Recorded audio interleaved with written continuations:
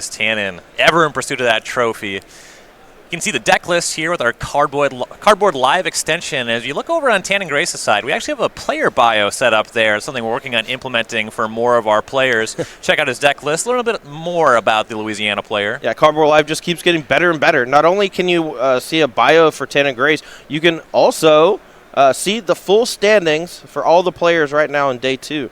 And we're going to try to keep that updated every single round. So whenever you use the Cardboard Live extension, you'll be able to check out how your favorite personalities are doing as well as your friends. You know, Wilson Hunter really developed a great extension here, and it just gets better all the time.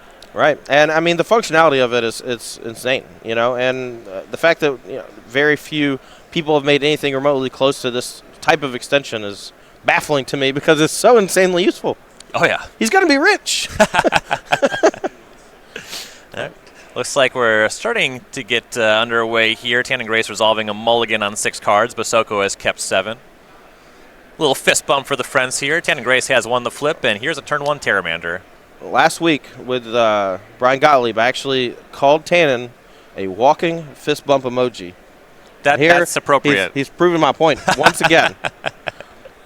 Basoco is going to have a turn 1 Legion's Landing. Tannon Grace will start turn 2 with an attack with that Pteramander. Basoco to 19, and a second Pteramander is a play for Grace. Yeah, and this is a decent start for the mono blue aggro deck, but Tannon really wants here to really apply pressure early on against Basoco, because if Basoco gets off the ground with a lot of these cheap creatures, he's going to transform this Legion's Landing and start making creatures that actually size up really well against things like Pteramander.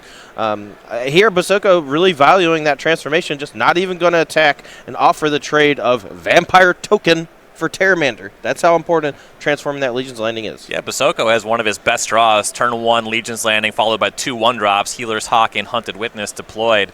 Looks like he is online to transform that Legion's Landing on the 3rd turn. Basoco knows the matchup too. You saw him lead on Legion's Landing when he had another 1-drop he could play in hand, arguably a better 1-drop, because there was no Spell Pierce at the ready, no mana up for Pierce, and if Legion's Landing got Spell Pierce, the texture of this game would have changed completely. Yeah, absolutely. On Grace's side, there's no turn 3 plays, just attacks with one of the Pteramanders. Basoco to 18, but no Tempest Shin, no nothing like that. I mean, that's fairly common from the mono blue aggro deck because they have so many things that operate at instant speed, whether it's Merfolk Trickster or something similar. We're in a spot where Tannon could very easily just sit back and use all the spells in his hand to gain value over the next few turns. Basoco decides to shove anyway, cast Benelish Marshal. That's hit by Wizard's Retort. That's all well and good, but here's the attack with the 3 creatures and the transform of the Legion's Landing. Yeah, and this is definitely a spot where Basoco wants to be. He has two lifelinking creatures coming in with the Healer's Hawk and the Vampire. The Pteramander is not anywhere close to being able to adapt, so Tannon Grace not really able to apply a ton of pressure. And, even though the Benelish Marshal, one of his better cards, got hit with a counterspell, this is looking pretty bad for Tannon. Yeah, and Grace hung back with that second Pteramander, but actually elects for no blocks here. The 3 creatures come across, 2 with lifelink. Basoco back to 20, Tannon Grace to 17. It could be because he has a dive down in hand, and he wanted to use that to block like the Healer's Hawk plus dive down, and without the ability to do that because he cast a Wizard's Retort, chose not to block. And once again, attack with 1 Pteramander, very much suggesting, as you said, probably a dive down hanging out in hand. Basoco is to 19, and we're going to go back this way. The floor for his production, now that he has Adonto with the first 40, he can just start making tokens every turn, though this is a matchup where he probably wants to get on the battlefield in a little more significant way. Right, and on top of that, though, the Adonto first 4 transforming into a land means he just has access to an extra mana right now on top of generating that 1/1. So a Venerated Luxon here, and he still has enough mana to cast like a 3 or even possibly 4 mana spell if it had Convoke. Yeah, so he convotes all the creatures. Baby. Wow. So got his Loxodon countered, but here is Deputy Detention. There goes the Pteramanders. You know what avenue of interaction Mono Blue doesn't have? Spot removal. Yeah. For Deputy of Detention. And Tannon has seen enough. Look at that face. That's a man who's dead inside. I'm smiling, but I'm not happy. All right, well, let's take a look at the sideboards here. We're going to start off with Tannon Grace. What we got? Yeah, for Tannon Grace, going to need to spice things up a little bit. He's got options of 3 Negate, 3 Surge Mare, 2 Fairy Duelist, there's some spice, 2 Exclusion Mage, 2 Entrancing Melody, a Search for Escantha, an Essence Capture, and a Deep Freeze. So this sideboard is specifically built for this type of matchup in mind. Mono blue aggro is naturally good against the slower mid-range decks, the control decks. Things like Spell Pierce, things like Dive Down are very good in those matchups. But against the aggro decks, like this Azorius aggro, there needs to be some significant changes from Tannon's side. You're going to see him bring in Surge Mare, and then Fairy Duelist actually plays a significant role in this transformational sideboard, acting as a way to shrink an opposing creature before blocks mid-combat, straight up eating some of those 1-mana 2/1s. And Fairy Duelist, hasn't really gotten a lot of cred over the last, couple months that's actually been legal in the format. But I believe it was Alexander Hayne had him in his sideboard on his grind up to the #1 mythic rank on Magic Arena. And Fairy Duelist seeing a lot of play this weekend. And this seems to be a matchup where it will pay dividends. Oh, absolutely. Aside from that, though, Exclusion Mage coming in, Entrancing Melody, Essence Capture, all these cards are quite good in this matchup. We may even see a Search for Escanta if he wants to transform into like a more controlling role. But you're going to see a lot of those instant sorceries actually come out of his deck in order to fit things like Surge Mare and Fairy Duelist and Exclusion Mage. So there's a chance that he just wants to bring in a bunch of creatures, and that just makes Search for Escanta a bit worse. Yep. Over on Basoco's side, he has 3 Ajani, Adversary of Tyrants, 3 Baffling Ends, 3 Disdainful Stroke, 2 Tecatli Honor Guard, 2 Negate, an Azorius Guildgate, and a Dovin Grand Arbiter. A lot of people playing Island in that spot. Brian Basoco knows how important having access to white mana is and choosing to go with the Azorius Guildgate instead. A lot of blue here in the sideboard with the Dovin Bond and the Negates, as well as 3 copies of Disdainful Stroke, so that blue source is needed. Those cards aren't going to be super good in this matchup, though Dovin Grand Arbiter's ability to make 1/1 flyers is a great way to check those 1-mana 1/1 flyers from the mono blue aggro side. And with them tilting towards the flyers versus Mistcloak Herald trimming down to just 3 copies, you're going to see Dovin Grand Arbiter actually put up quite a roadblock for Tannon. Aside from that, Baffling End is phenomenal in this matchup, and that's about it. Yeah.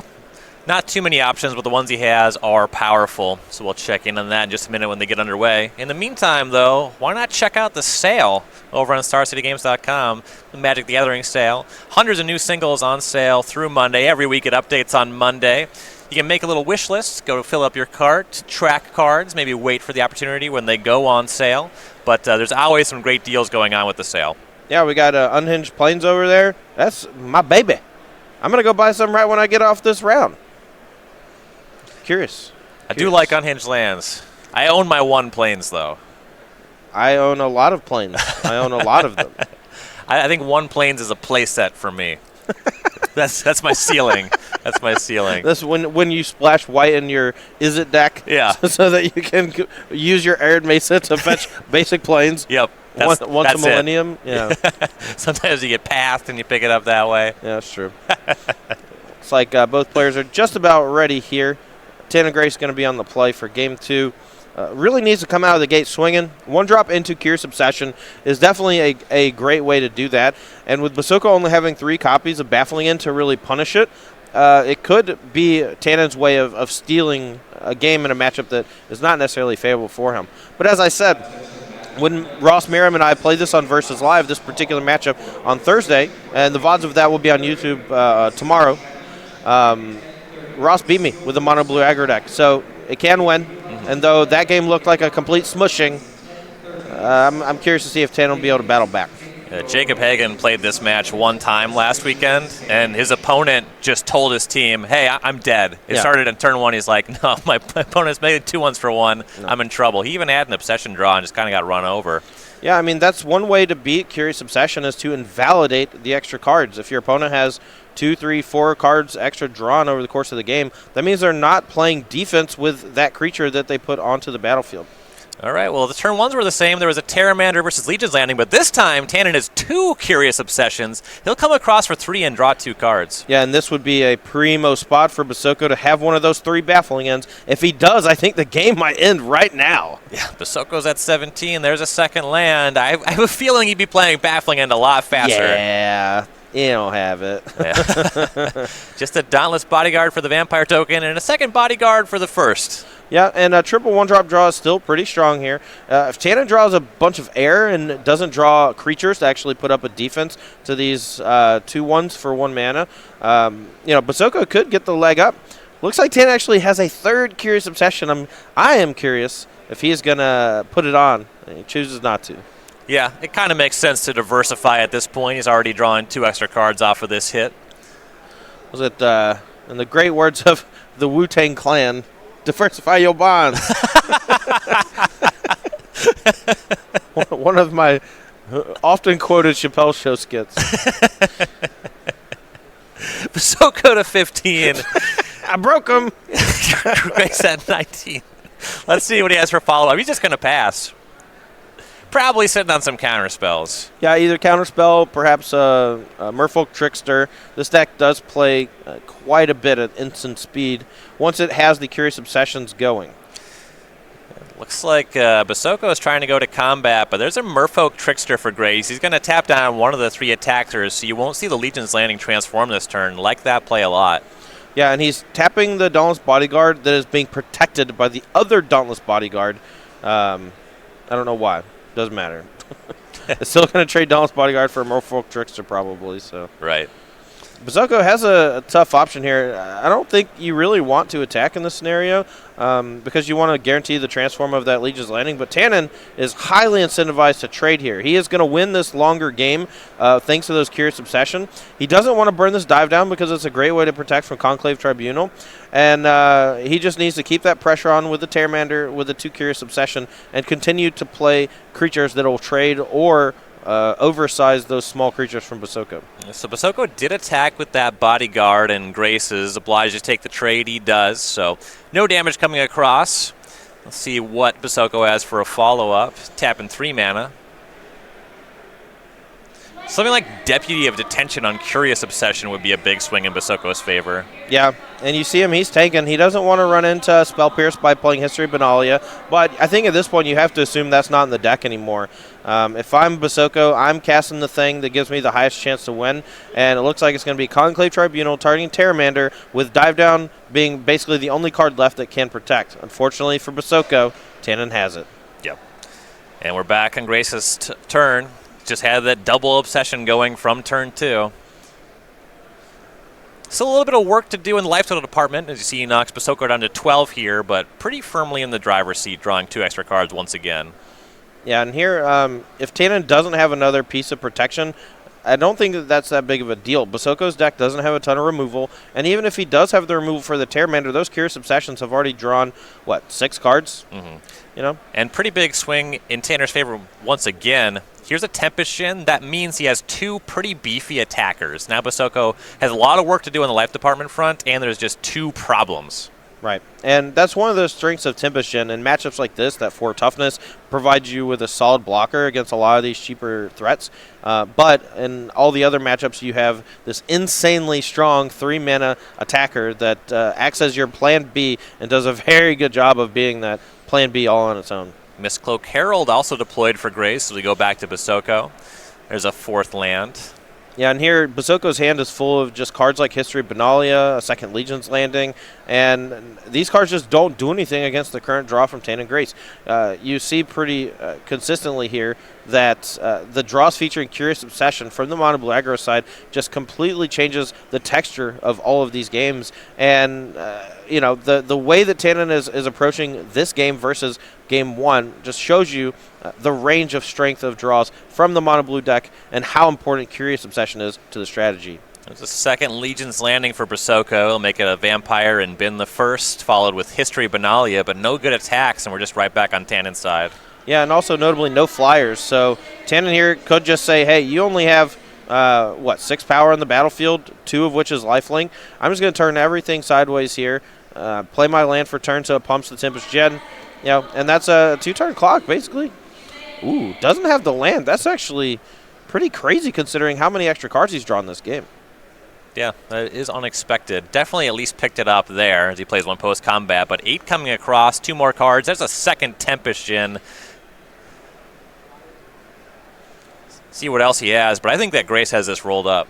Well, something off the top like, oh, no, yeah, the game's over. I was going to say Deputy Detention could be quite good, but he has that Terramander as well as the unblockable Mistcloak Herald, so this game is effectively over.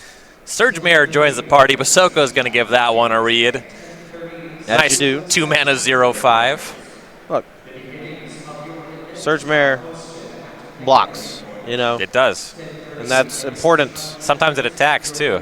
Yeah, when it does attack, it's usually attacking for quite a bit. That, let's see, Flowstone ability, I don't know if there's like it's not fire breathing because you shrink toughness as well as Pump. I guess for you newer generation of players, it's the Frostburn weird ability. Yeah, well. But it's coming in 2s instead of 1s. It makes me sad to say it, but even Frostburn weird's a little dated now. Oh, God. I mean, we're in the Magic Arena age. Oh, no. You have to literally reference cards from Ravnica Allegiance. Dude, it's got the Surge Mare ability. It's the only one that I can think of in Standard. Yeah. All right. Surge Mare has Surge Mare. All right, so we're going to go back to the drawing board here. Basoco, I think, has basically done, or basically is going to do no changes here. Player and draw, cards like Baffling End, Dovin Grand Arbiter are going to be fairly strong. And Tannon Grace's side of things, I think a lot of his measures are going to be defensive in nature after this game because things change when you're on the draw for the mono blue aggro deck. He's going to have to keep a smaller range of hands as starters for 7 because if he has a slower draw that's kind of leaning on Curious Obsession, there's a chance that he just gets run over by a triple 1-drop draw, including a Legion's Landing, and then followed up with a Banalish Marshal from Basoco. Yeah. In the feature match area here, Basoco and Grace are playing 2 pretty fun aggro decks, and honestly, the standard format's the best we've seen in a while. And if you're looking for a place to play, maybe check out Star City Games Game Night. You can get unique tokens and sleeves. We have Yeti Steady Go going right now for the month of February. Now, I talked quite a bit how much I like Yeti Steady Go, and you're going to see that all throughout the month of February, and you can get that at go.starcitygames.com/game night and check where you can find a game night near you. I wish they could have changed the URL to YetiSteadyGo.StarCityGames.com. That would have been a nice touch. Oh, you. All right, both players shuffling up here. Obviously, they're friends. They drove up together, both from Louisiana. If you want to know a little bit more about Tannon Grace, make sure to check out his bio in the Cardboard Live extension. And, of course, Cardboard Live working on mobile as well. Not a lot of extensions work on mobile, so I'm very happy that Wilson Hunter was able to get that to work. Click the little puzzle icon next to your chat box, and you'll be able to take a look at that. On top of that, you'll be able to see both players' deck lists. You might even see a thing or two about, the sideboard, specifically what we were talking about earlier. The White Winnie deck on the play, going to need those Baffling Ends to contain some of those explosive draws from the mono blue aggro deck. Didn't have it in Game 2. Could play a huge part in Game 3 if he's able to stifle Tannon's development. Mono Blue Aggro was a deck that I was actually pretty into preparing for the Indianapolis Open. It was a deck, when everyone was talking about Wilderness Reclamation, I wanted to be on a deck that could really heavily leverage Spell Pierce and stuff like that. But this right here is one of the biggest tests for the deck, being on the draw against another aggressive deck. Right, and that's the thing, right? When Spell Pierce is good, Mono Blue Aggro is good, but at the same time, any aggressive deck that has a bit of disruption is going to be pretty good, including Azorius Aggro. And that's one of the reasons why I think it's done so well in the opening weeks of this new standard format. That blue splash is nothing to sneeze at. Access to Disdainful Stroke, Negate, occasionally Spell Pierce. All great defensive tools for stopping those big Wilderness Reclamation decks. On top of that, though, Deputy Detention, just a huge card for the deck, giving you a creature that locks down some of those really explosive draws that feature 2 copies of the same card. Sigh Relief for Grace looks like he has kept on 7. Basoco is going to 6 here. See if you can come up with a 6-card hand that he likes. I know that that was a good Hello Darkness right there. He just had that look in his eyes like, man, I really hope he doesn't triple 1-drop me. I'm really glad he's mulling to 6, but this can go bad. I know that Jacob Hagen basically said that the only way he was losing really any games was when he kept 1 land hands. So wow. he mulliganed pretty aggressively with the Azorius aggro deck last weekend.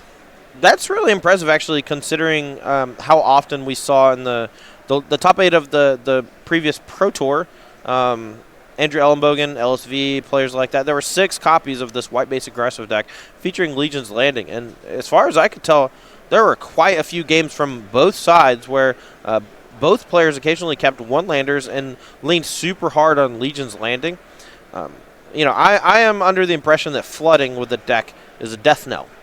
Whereas having a one-lander, occasionally you draw out of it, and your hand is just all spells. And when you also have convoke cards like Conclave Tribunal and Venerated Luxodon, that means that a lot of times those one-drop heavy hands with one land are okay. I will say that one time he showed me an opener that was 5 planes, Snub Horde, Century, History of Benalia, and I was like, if you keep that hand, you're off the team. That is not happening. Well, I got a little story for you, Ryan, because I was standing right behind you in the semifinals when you showed your 7-card hand to both of your teammates, including Liz Lynn, that featured Island. Yep. Mishra's Bobble. I told them that if they asked me to mulligan, cantrip. I would. I said, if either of you ask me to mulligan, I will. And neither of them did. Both of them basically said effectively LOL. Yep. And I almost busted out laughing. I almost said something, but it would have been outside assistant. But I almost just kind of popped in the back of the head, like, what are you doing? You're better than this. I just really believed in my team, Yeah, well, you needed to. It worked out. If you're going to keep that hand, you need to. Scoreboard, man. Yep. No, that was the finals. That wasn't the semifinals. It was the finals. Yeah, I forgot I was spotting for the finals, and then once we got to a certain point, I was no longer needed. Basoco is going to be looking at a 5-card hand here. See if he can finally keep one, though. These are the ones you win, Tannon. You're getting a freebie on this one. Basoco looks like he's going to keep. Not happy about it. Let's see if he can put up a fight here on 5 cards against Tannon Grace's mono blue aggro. Yeah, a 1-1-1 or a 1-2-3 curve could still be pretty good here. Yep. Looks like he has one. Sky Marcher Aspirant to play. Let's see if Tannon has a follow-up. All right, it's turn 1. Once again, Siren Storm Tamer this time. Not the Terramander, but pretty dang similar. Yeah, and I think there's a very good chance Tannon ends up trading here.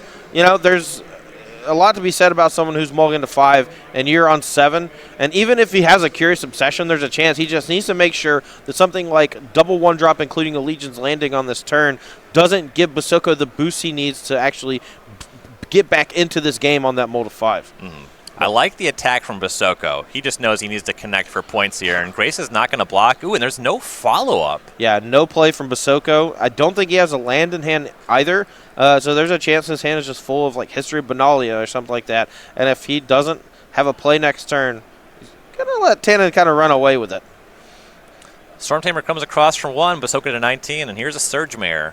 That's actually a pretty good reason not to trade with the Siren Storm Tamer, because you want your Surge Mare to do a lot of the heavy lifting as far as defense is concerned, and you need to keep that bit of pressure on the battlefield to turn on things like Chart of Course as well as Curious Obsession. Big turn 3 for Basoco. There's a 3rd Plains, and History of Benalia is deployed.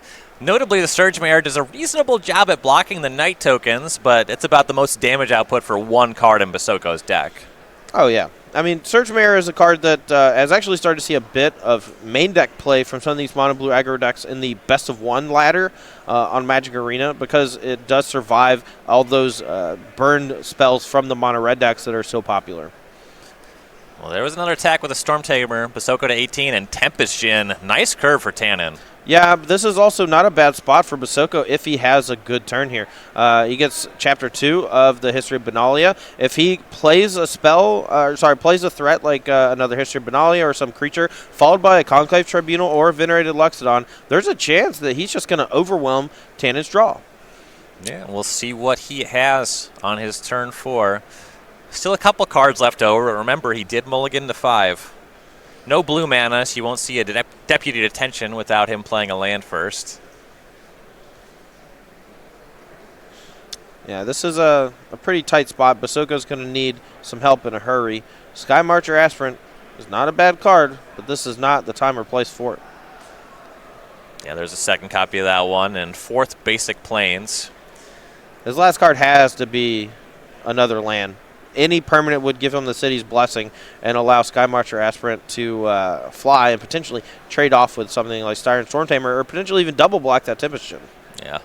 Aspirant was a card that kind of added to the deck after week 1 of the format to fly over decks like Sultai with their Branch Walkers, though notably the mono blue aggro deck is pretty flush with flyers, so it's at kind of its worst in a matchup like this. Right. For me, I am a huge fan of playing all 4 Hunted Witness, and Basoco agrees. I think that card is criminally underplayed in the archetype, often overlooked because it only has 1 power versus the 2 power from the others.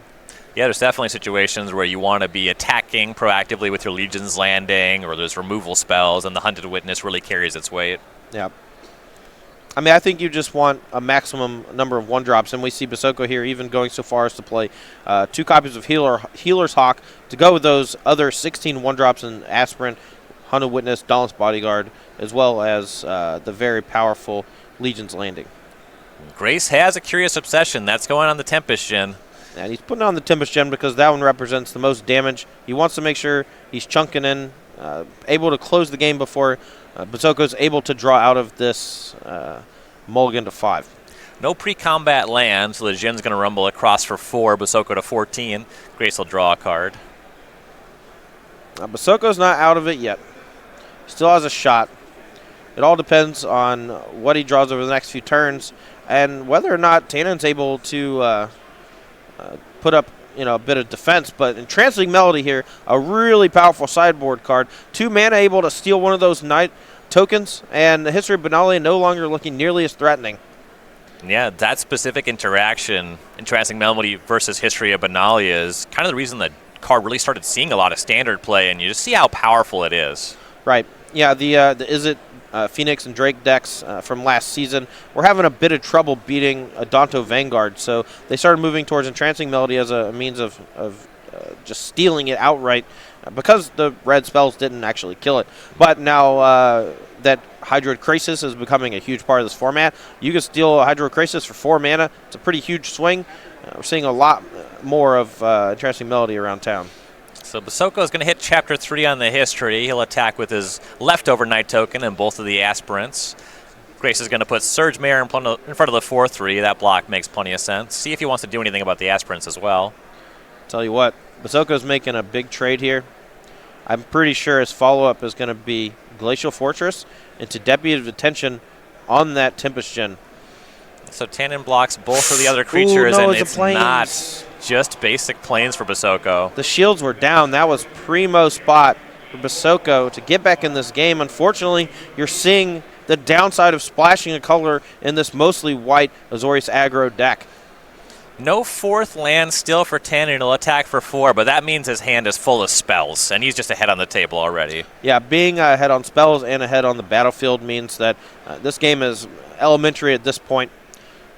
Even if Basoco is able to take down that Tempest Gen in the next turn or 2, the damage is already done. It's hit for a couple of cards, and it's a big body. The Surge Mare playing defense means Tannon Grace is still super high at a padded 18. Siren Stormtamer added to the field that can block against any kind of removal effect on the Tempest Gen, and Basoco just has a Legion's Landing on his turn, doesn't even have 3 creatures to pair with it. Merfolk Trickster, Tannon Grace is going to take this one down 2-1. Yeah, and we actually should have a time shifting match for y'all. We're still pretty easy in the round. We're going to have Allison Warfield versus Austin Yost. We're going to bring